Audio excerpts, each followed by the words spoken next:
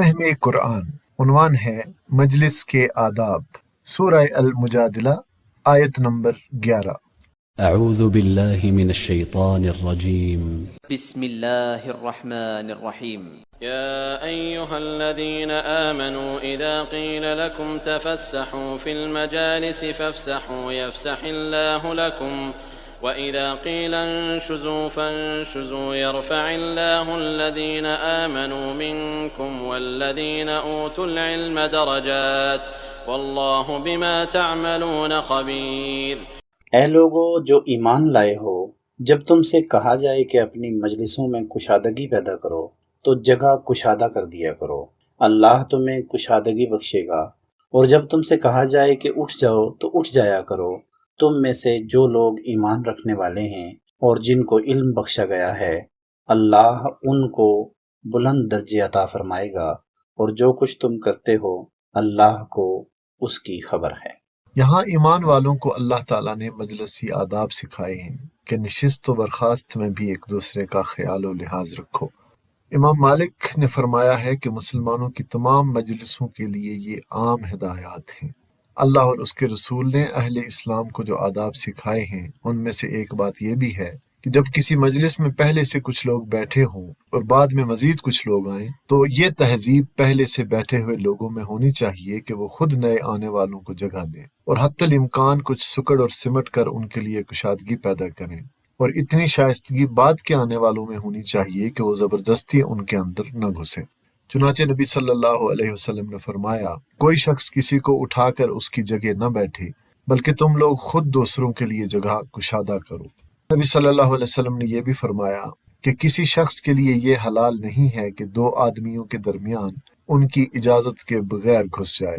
نیز فرمایا کہ جب جگہ تنگ ہو تو کھل کر نہ بیٹھو اور آنے والوں کو جگہ دو۔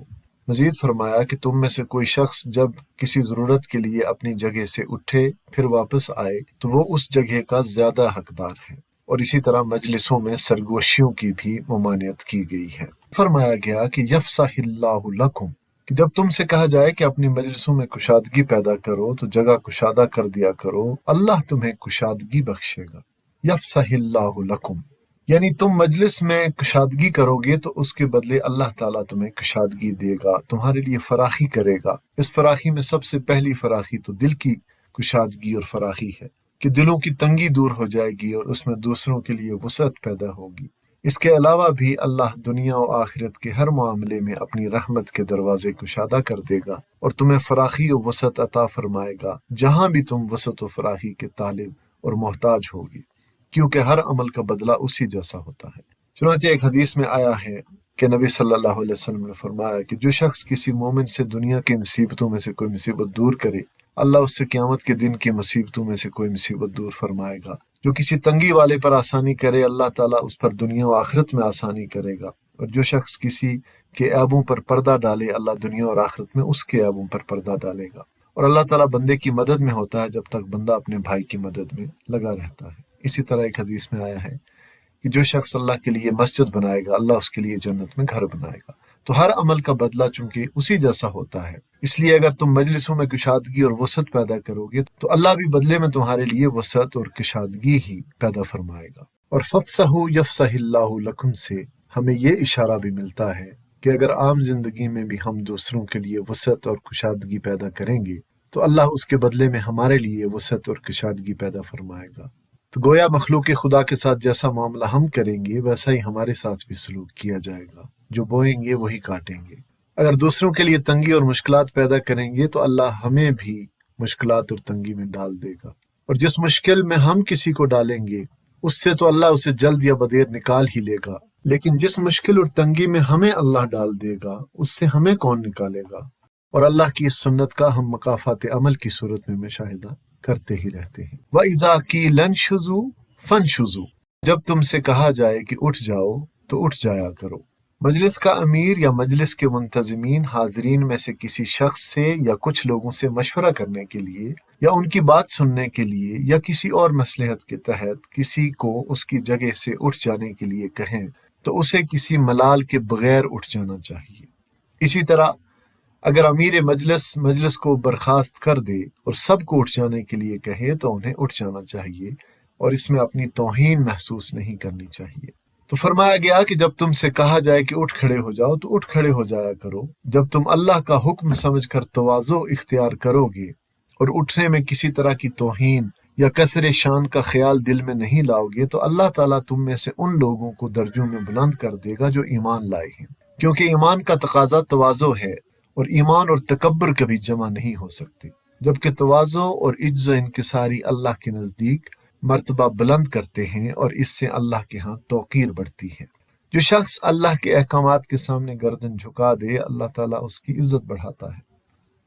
خلاصہ کے طور پر اس آیت، احادیث اور بعض دیگر نصوص سے جو آداب مجلس مسلمانوں کو سکھائے گئے ہیں وہ کچھ اس طرح ہیں کہ مجلس میں پہنچ کر اہل مجلس کو سلام کہا جائے، پھر جہاں جگہ ملے وہیں بیٹھ جایا جائے، دوسروں کو تنگ نہ کیا جائے اور نہ اس بات میں اپنی حتک محسوس کی جائے۔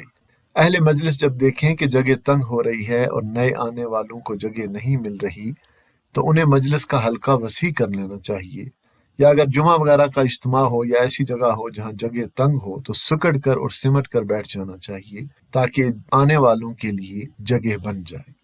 کوئی شخص کسی کو اٹھا کر اس کی جگہ نہ بیٹھے۔ ہاں، حفظ مراتب کا بھی ایک مقام ہے کہ اگر کوئی چھوٹا کسی بڑے کو آتے دیکھ کر ازراہ تواضع اور آنے والے کا احترام کرتے ہوئے اپنی جگہ اس کے لیے چھوڑ کر خود پیچھے ہٹ جائے تو یہ چیز اس کی عزت اور درجات کی بلندی کا سبب بن جائے گی۔ اور یہ کہ کوئی شخص جب کسی ضرورت کے لیے اپنی جگہ سے اٹھے پھر واپس آئے تو وہ اس جگہ کا زیادہ حقدار ہے۔ اور کسی مجلس یا اجتماع میں دو یا چند آدمیوں کا الگ ہو کر سرگوشیاں اور کانا پھوسی کرنا بھی آداب مجلس کے خلاف ہے۔ اگر کھانا کھانے کی مجلس ہو تو کھانے سے فراغت کے بعد باتوں میں مشغول ہو کر میزبان کو پریشان اور تنگ نہ کرنا چاہیے، بلکہ فراغت کے بعد جلد اجازت لے کر رخصت ہو جانا چاہیے۔ مجلسوں میں جگہ دینے کو جب کہا جائے تو جگہ دینے میں، اور جب چلے جانے کو کہا جائے تو چلے جانے میں اپنی حتک اور دل میں تنگی محسوس نہ کرنی چاہیے۔ اگر امیر مجلس کو برخاست کرنے اور چلے جانے کا حکم دے یا کسی ایک شخص یا چند لوگوں کو کسی مصلحت کی بنا پر اٹھ جانے کو کہے تو اس حکم میں آر محسوس نہیں کرنی چاہیے اور نہ حکم کی تعمیل میں اپنی توہین محسوس کرنی چاہیے۔ ان احکامات پر عمل کشادگی اور درجات کی بلندی کا باعث ہے۔ اللہ ہمیں اپنی تمام مجلسوں میں ان تمام احکامات کی اطاعت کرنے کی توفیق عطا فرمائے۔ آمین ثم آمین۔